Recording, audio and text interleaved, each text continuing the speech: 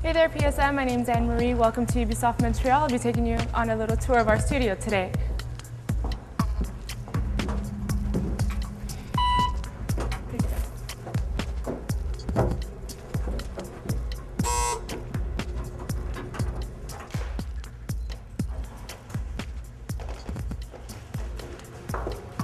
So before we move on, I just want to give you a little bit of history about Ubisoft. It was established in 1986 in France, and the Montreal studio opened up in 1997.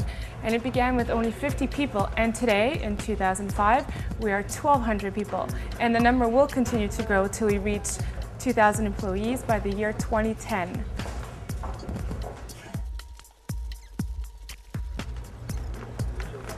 So here we are at the Far Cry production team.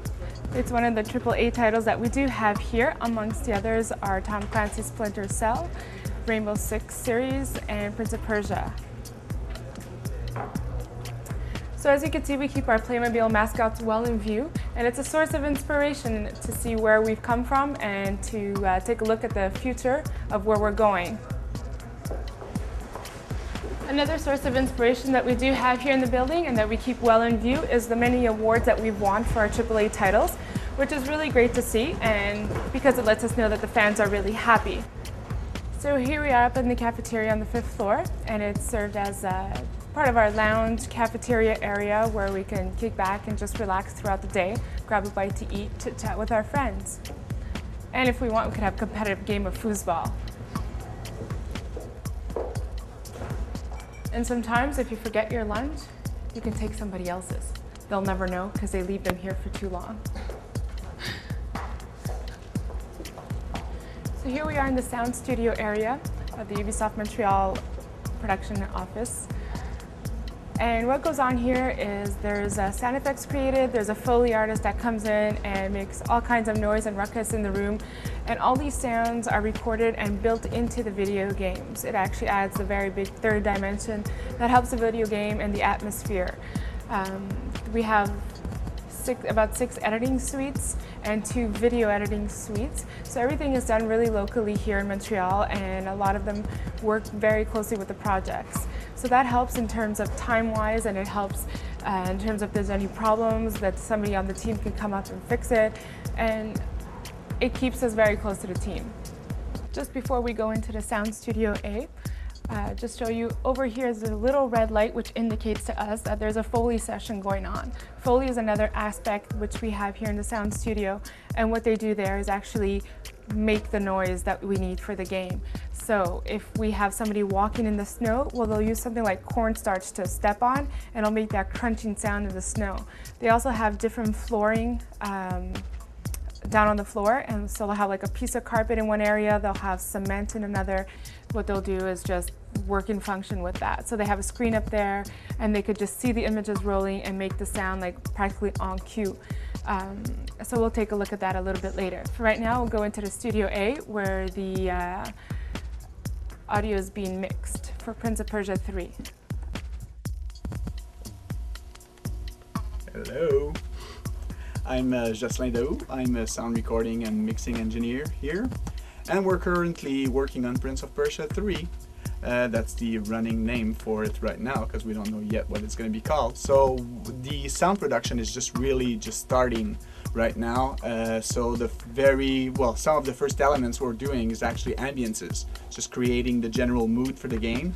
So we're combining elements that actually come from libraries of sound. So we've got the prince right now that's sitting next to, actually standing next to water, to a beach. So we've got some water elements, and we've got some birds flying and some wind, and we're just combining this together to actually create the general atmosphere for that specific map. Here we bring in the actors to voice record the lines from the script. And what happens is that there's a voice director that comes in, and they'll direct the voice actor, and it all happens in here. Sometimes we have great celebrities come in too, which is really nice to see around the building.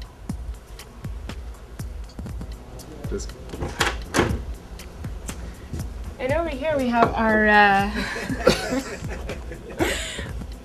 we have Fabien, which is our master editor, our editor-in-chief, which does all the cutting of the cinematics and trailers and most of the stuff you see out in the on the internet. So that's all Mr. Big Jim here, Kingpin, that takes care of it. And this is Frédéric. She's in charge of booking all these elements that we just saw in the sound studio. And she's really great at it too, because she always finds time to fit us in. Cool. Oh,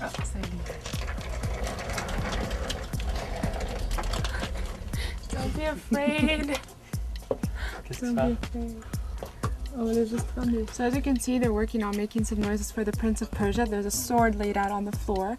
So obviously the sound effect for the sword is made here. We got some dirt and some oranges, which are actually used to, like, when they give a punch. So it kind of gets really messy in here. I guess that's when they're best at work, is in the mess.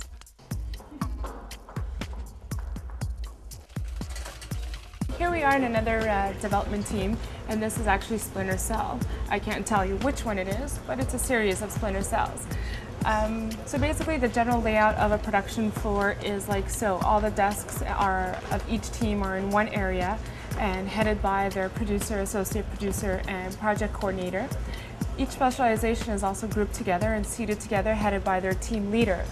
And all that makes for an easy communication within the team. So each team does have their own programmers, their own 3D artists, their own texture artists, their own level designers. Everybody belongs to one specific team. With Splinter Cell, it was a little bit of an exception. It actually, with Chaos Theory, it actually grew to 150 people on one team, and that was excluding the testers, which were brought on at the end of the game to actually test the game and to debug it. As you can see, it's about break time right here in Ubisoft Montreal, so we could take a look at what they're doing on their break. Oh my God, you're fired. So here we are, we're in the testing department right now, and contrary to what you might think, testers are not the ones to only have fun here. Yes, they do play the game, but they also have a very hard task, and that is to find all the programming errors or technical errors in the game before it's actually put out to the consumer. What you see right now, the room looks pretty empty. By in a couple of months, it should rise up to about 300 people in this room. And as you can see, there's already some computers here waiting for the new testers to come in to finish up the games that will be out this season.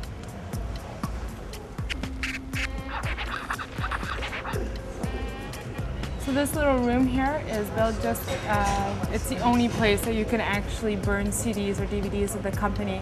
There's nowhere else in the building, no computers have any CD or DVD burners, and that's for the sole purpose of security, which is a very big issue for any video game company. So this team area here is the portable console development teams, and what they do here is take care of porting the games that we make onto the Nintendo DS, on the Sony PSP, and on the Game Boy Advance. So here we are, we're in the Prince of Persia 3 development team area. So we left the second floor, and here we are on the first floor, and here is the Rainbow Six development team area.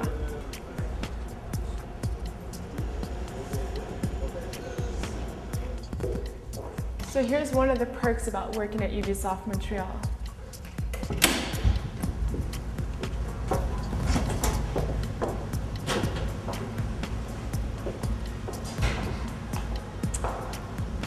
That's right, we have our very own gym right in the building. So Ubisoft is present in 21 countries around the world.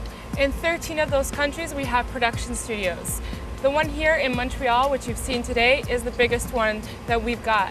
So we hope you enjoyed the tour, and we'll see you soon.